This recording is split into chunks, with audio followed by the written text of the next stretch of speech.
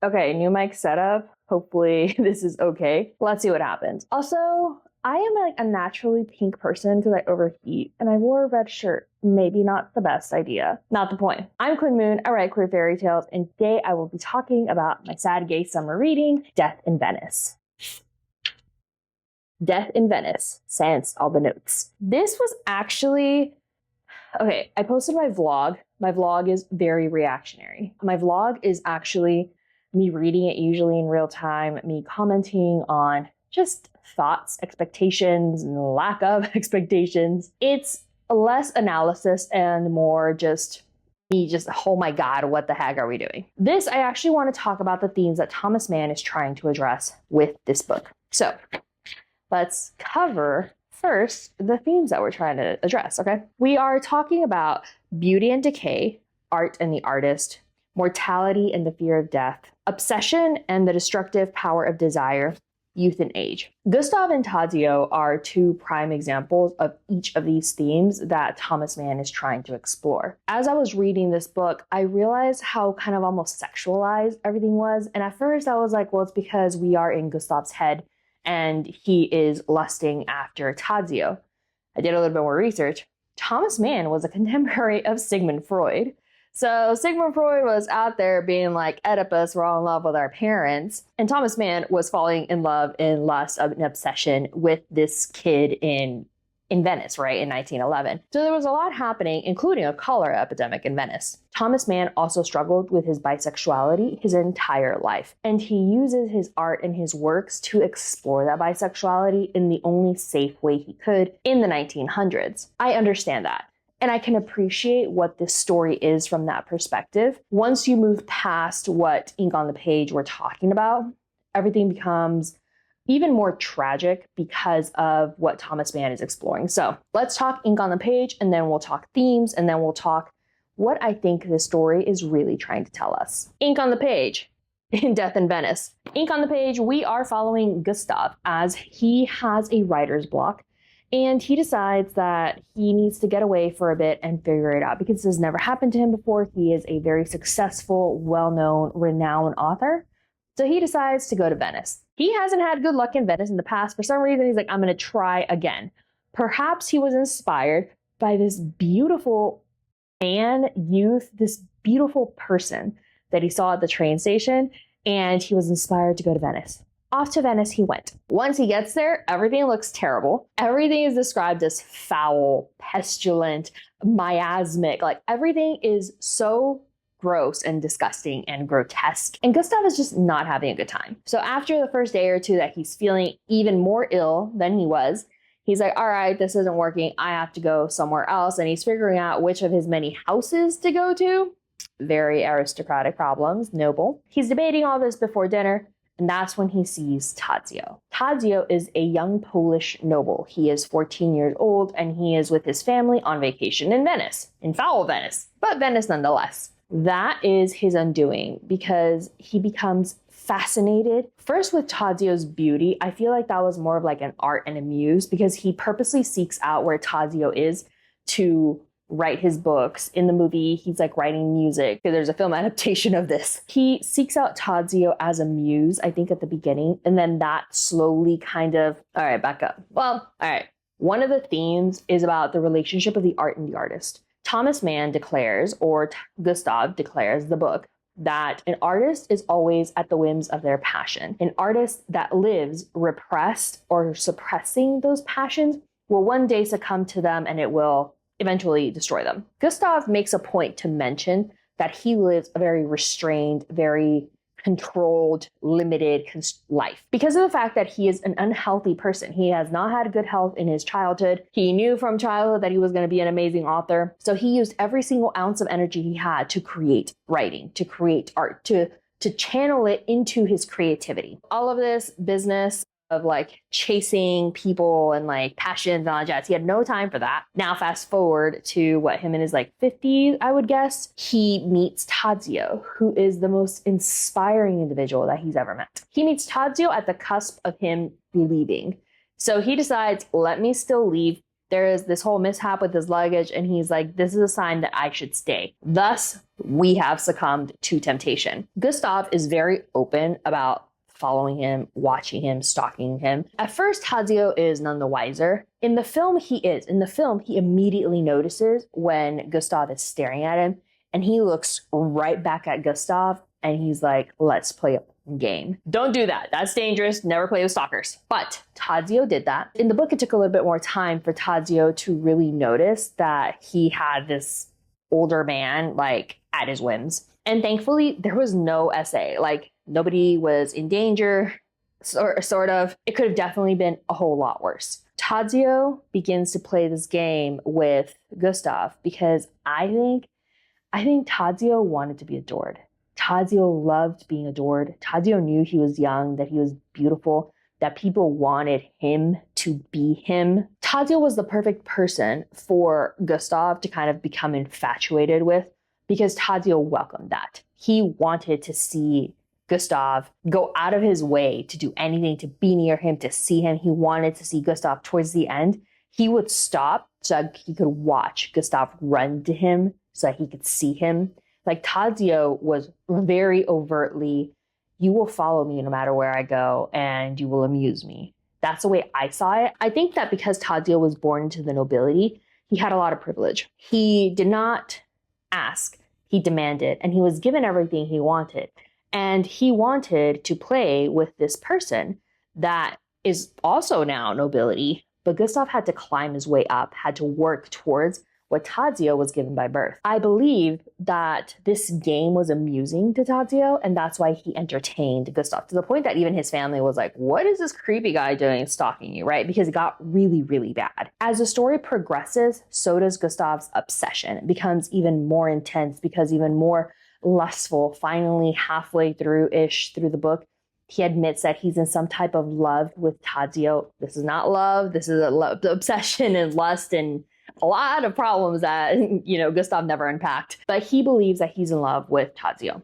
Because of that, he starts really leaning into his accolades, his awards, his merits as a person, because he sees that he is old. He is not young anymore. He doesn't have the youthful flair that Tadzio does. He feels inadequate, and it's eating away at him almost as much as the obsession with Tadzio. So I can only imagine from Tadzio's perspective how amusing it must have been to see this guy just come undone just by looking at him. Eventually, Gustav, death in Venice, Eventually, Gustav succumbs to the obsession, to the cholera. There was so much happening because there was actually a cholera epidemic. This book is about Gustav giving in to that passion that he had repressed his entire life. Because of that passion, he disregards safety, he disregards social norms, he disregards decorum, and he slowly becomes this caricature of himself and who he wanted to be, which was a dignified older mentor. Gustav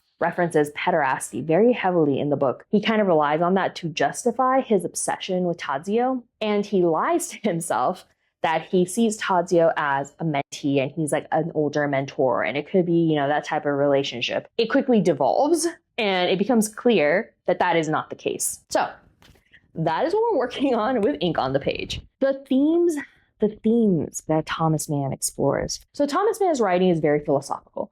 It's very, nothing is as it seems. If he says that there's like a flower there, that flower symbolizes something, and we have to decipher it, right? Every theme that he explores in this book, in decay, Gustav and Tadzio. Gustav is dying. He is old. He is sickly. Tadzio, while he is also not the healthiest, he is young. And I mentioned that he's not the healthiest because even Gustav's like, he looks young and sickly, and like, I guess he mentioned like his enamel or something. Gustav, being toxic and unhealthy, says he will not grow old.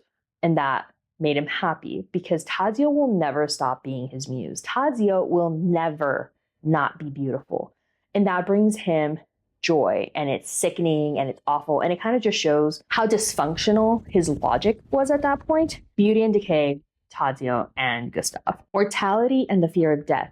Gustav is realizing that he is old. He's realizing that he is sick. Seeing Tadzio's young, beautiful self makes him that much more aware of the fact that he is at the end of his life, of the fact that his sickliness is kind of catching up to him. And at the end of the story, he starts like painting his hair and getting makeup on and all of this other stuff that at the beginning of the book he despised and was actively just like looking down on anyone that had like makeup or painted hair or like young gaudy clothes. Like Gustav slowly devolves into what he at the beginning for fear of his mortality and the decay that is, chasing him because he is still in a town with cholera. He is sickly.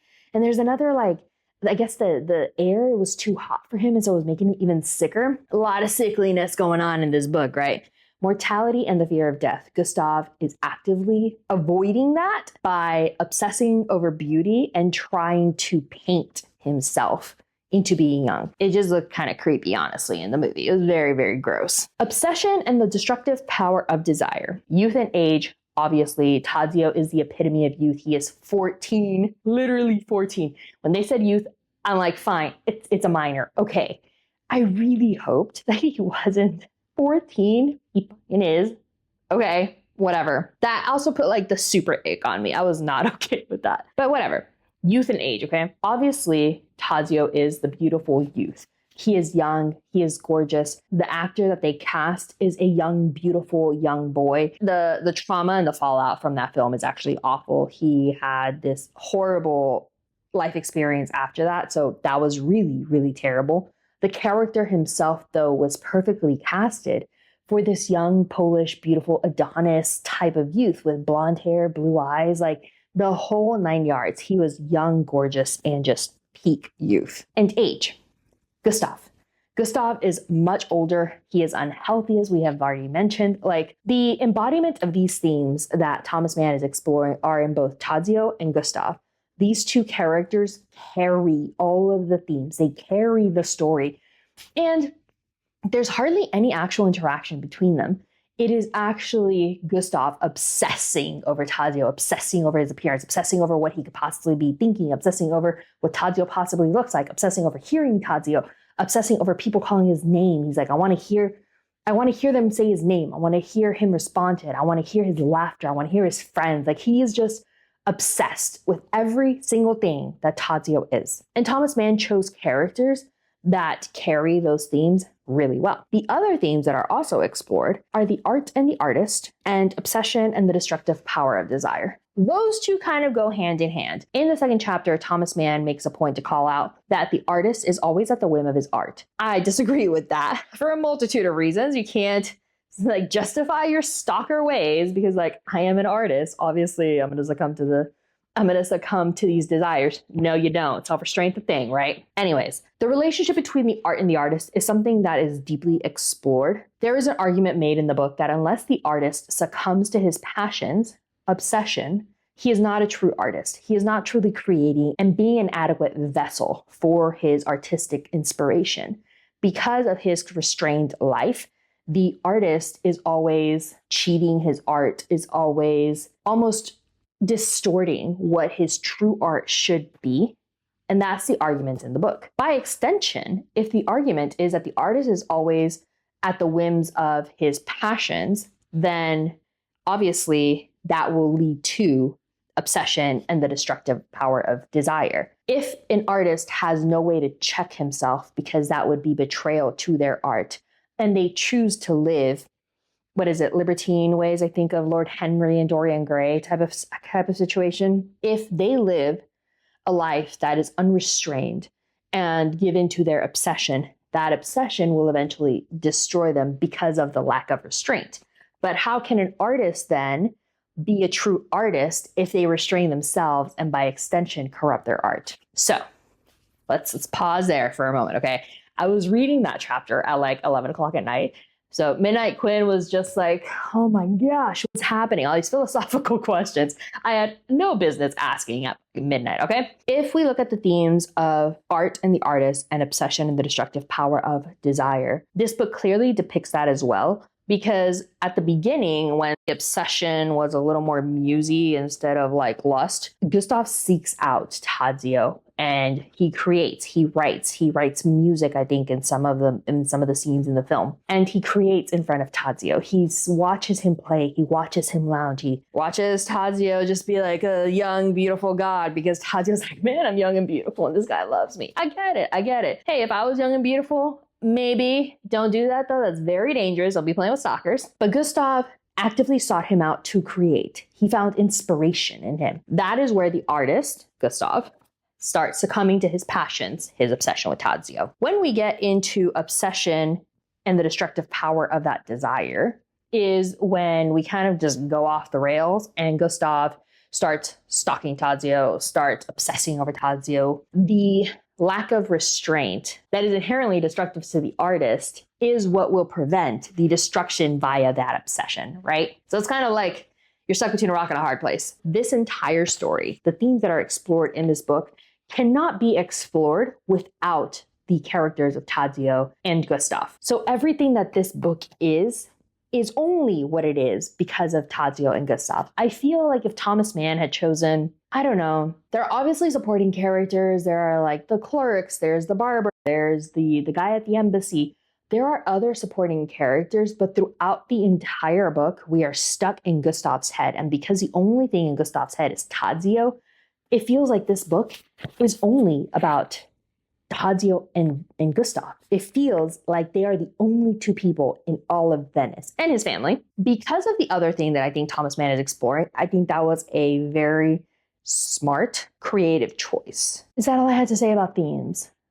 I think so. All right. We talked ink on the page, we talked themes, and the embodiment of the characters and the story as they carry these themes through. Now I want to talk about what I think this story is really about. So if we think back to the relationship of the art and the artist, and we think about obsession and the power of desire, right? I think this book is actually not a story about the art and the artist. I don't think it's about Gustav and Tadzio. I think it's about, one, Thomas Mann and his obsession with his personal Tadzio, because in Venice in 1911, when there was a cholera epidemic, he did become obsessed with a, I guess, Polish youth. He became obsessed with a youth. According to his wife, he didn't actually stalk the youth throughout Venice, thankfully. So she says, we'll take it. But he does become obsessed with this young boy in 1911. How old was Thomas Mann, actually? I didn't even bother checking. So Thomas Mann is a contemporary of Sigmund Freud, right? We've established that. That explains a lot because Sigmund Freud was out here, with his radical ideas, which are valid and sound, but still kind of out there, especially for 1900s. Thomas Mann. Thomas Mann was born in 1875. That's concerning. I don't want to do the math. Okay, he was 36. Okay, still creepy. I would never look at a 14-year-old. I put myself into those, okay, like I am mid-late 30s, right? I'm just kind of like, I would not be okay, like looking at some really young kid. Like, no, that's not happening. Okay. It was different back then, I guess. Oh my gosh. I didn't do the math. That's not okay. That makes it even more not okay. Okay. Analysis mode, not like vlogging mode. This is vlogging mode, Quinn. Like the one that's like, what? I should have totally checked this earlier. Okay. Damn. Okay. Breather. We're back. Okay, so he was 36, no big deal. Just moving on from that. He was not in his late 50s. He actually died in 1955. He was 80-something years old. So he lived quite a long time. So we can assume he wasn't sickly in his late 30s. Okay, so Thomas Mann was 36, right, when this happened. In 1911, he was obsessed with this youth. He was born in 1875. Sigmund Freud was born in like 1876, something like that, right? They were like literally a year apart. I think this book is about Thomas Mann's obsession with his own Tadzio and about his relationship with his sexuality. Thomas Mann struggled with his bisexuality his entire life. And he uses his writing to explore his sexuality, to explore what it means, explore what he can't and what he couldn't in his daily life, right? He lived a life of repression. The artist, Thomas Mann, lived a repressed life, and he could only live through it through his art. So if we take this as an allegory, if we set aside Thomas Mann's own obsession with his personal Tadzio, and we take this as a story of Thomas Mann finally giving in to his destructive passions, giving in to the desire to stalk Tadzio, the desire to follow this boy. I think that Thomas Mann himself into this sick character because he believed that's what he was, because that's what society told him, is that he was sick for multiple reasons. I think he's sick because he's 36 chasing a 14-year-old. I mean, if he was 36 chasing a 20-year-old, have at it. You have some fun, Thomas Mann. That's not what we're talking about, though. I think Thomas Mann wrote himself into Gustav because that's how he perceived himself. And he needed that outlet to be able to go after Tadzio, his personal Tadzio, whom is debated about who it really is. We haven't really nailed down who that really is. Thomas Mann's self-destructive relationship with his identity, I think, extends into Gustav. I don't think he could have written himself as a young, vibrant, healthy man stalking this young kid, because there is an analysis that I read for Queer by William Burroughs. Queer by William Burroughs kind of opened my eyes to the idea of the tragic gay story. Back in the day, and sort of right now, but we're not talking about that. If you wrote a gay story, it had to end in tragedy as a moral story to everybody that was living the right life. So you could not have a happy gay story. That's why there are so many tragic gay stories, particularly in the 1900s to the 2000s. And only recently have we gotten stories that are happy and ending, that are hopeful, that you are not wrong. You are not sick. You are not this perverse individual because of your orientation, because of who you like, because of your queer identity, right? Thomas Mann had to write himself as a sick person. He had to be unlikable because I think he didn't like himself. And the ending had to be what it was because he wasn't allowed a happy ending, because the tragic gay story had its trope for a reason back then. If it was gay, you could do whatever you wanted through the story as long as they ended in punishment. And I don't think that Thomas Mann could have ever had this book end on a positive note. If Thomas Mann had written Gustav as a 35-year-old man instead, a young, vibrant, possibly likable individual, he would have had to first love himself and accept himself the way he was. And I don't think that ever happened. I think it was a struggle his whole life. I think he struggled with self-hate, with internalized homophobia, like we see in Giovanni's Room, like we see in Queer. I think he struggled with all of that. So Gustav was never able to be anybody likable. And he had to be the sickly, disgusting old person. He had to devolve even further and lose the dignity and lose the education that he had worked so hard for, and the titles that he had and the accolades that he had gathered. He had to lose all of that because he didn't deserve it by virtue of being queer. And Tadzio had to get away. Tadzio, who we don't know is queer or not, Tadzio, who is probably just a game, had to get away. But Thomas Mann had to succumb to his passions, which could be Tadzio, but I think at the root is his queerness. I think that the toxic passions that are referred to in The Art and the Artist and the Obsession is not Tadzio, but it's the queerness that makes Thomas Mann seek out Tadzio. There is so much to unpack here. Thomas Mann is a philosophical, symbolic author. There is mythology references all over. You could read this as the Foul Lagoon being the River Seine. Like, there is so much that you could read into this book. But I wanted to see what Thomas Mann was telling us. And I usually don't say, like, what's the author telling us about themselves? That's not always the case, right? Like, sometimes it's just a good story. And like Giovanni's Room is commentary on society. Giovanni's Room is purposely a white man written by a black man because James Baldwin needed to separate himself from that so that he could write a story that had nothing to do with his own feelings about himself, right? So said like the analysis and some interviews, but I'll talk about that later. Death in Venice was allegorical. Thomas Mann, who was known as a renowned, influential, phenomenal author, did not write a book that's 75 pages long about this creepy old guy stalking this kid, and that's the story he's telling. No way this author that uses so much symbolism and so much philosophy would ever put a story out there that's about this creepy old guy just devolving and stalking this kid.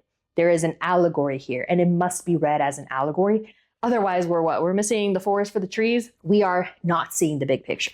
My vlog was very much like, ugh, ink on the page, it's creepy. This is to comment on the true story that we're supposed to be reading, which is the tragic story of Thomas Mann's relationship with his sexuality that he could never ever love, ever be okay with. I want to cry. This is awful. This is terrible.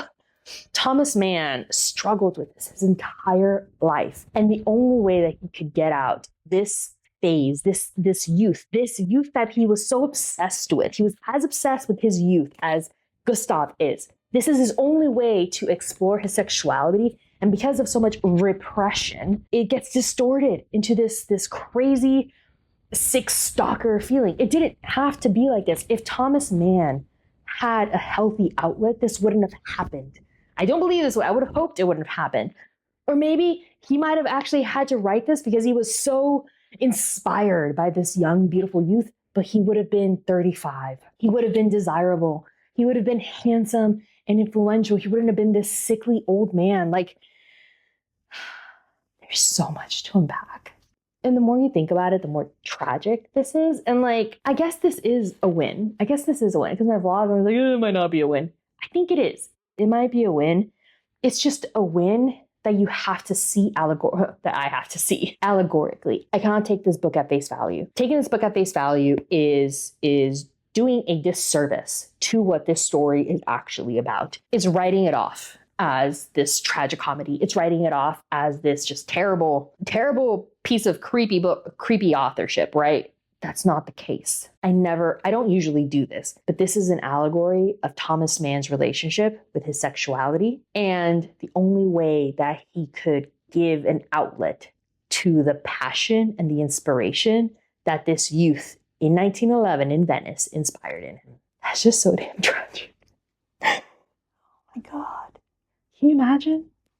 Can you imagine this being the only way that you get to explore this part of yourself? Welcome home. Sorry.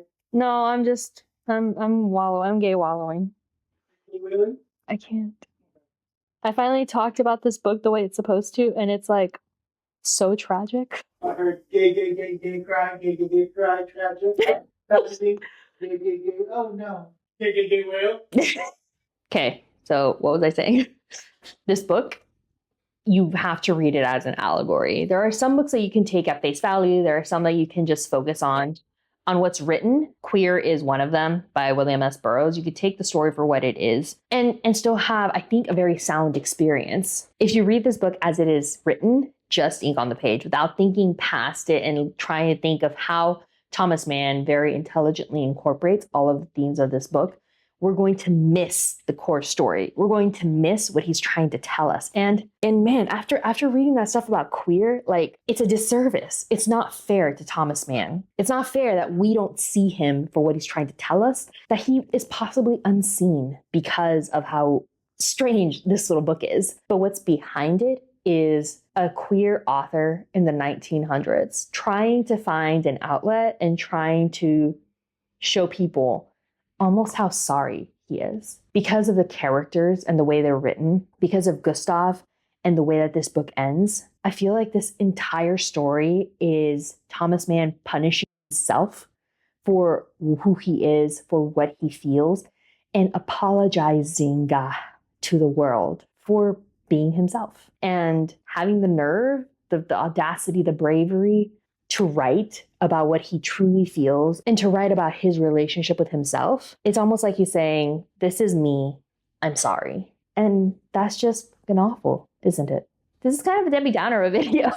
It's rough, y'all. Once you really think about it, once I sat down to actually think about it, I was just sitting here, it was like 7 a.m. and I'm like trying to reason through this. And I'm like, okay, what are the themes? Like, get to the end, Quinn. Like, get to where we're supposed to be. What is Thomas Mann telling you? What does it mean? Like, literally, I did my alarm to start work hadn't gone off. So I was like, wait a minute, it's 8:15. I should be working. It took me, I think, like a few days to get all of this out, to reason all of this, and to get to where Thomas Mann wanted me to be from the beginning. Let me know what you thought of Death in Venice. Let me know what your interpretation is. Let me know what you see. Let me know what I missed. I'll just let me know what you thought of this book, of this tragic, sad book. That's it for this video. I'll catch you guys next time. Bye.